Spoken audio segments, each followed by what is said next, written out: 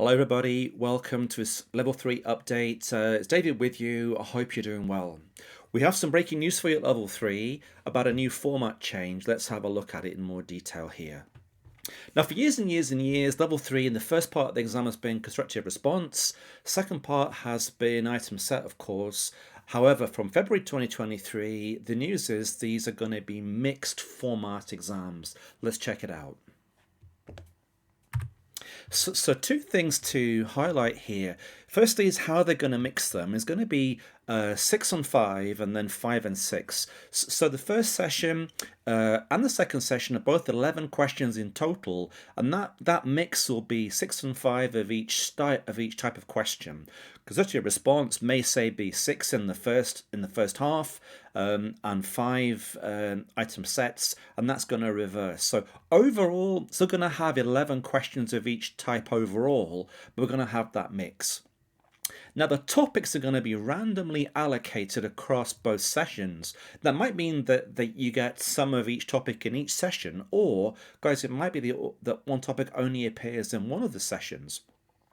Now the second change to tell you about is that in the past, the number of points for constructive response used to vary. You could have shorter questions or even quite long questions in the old days.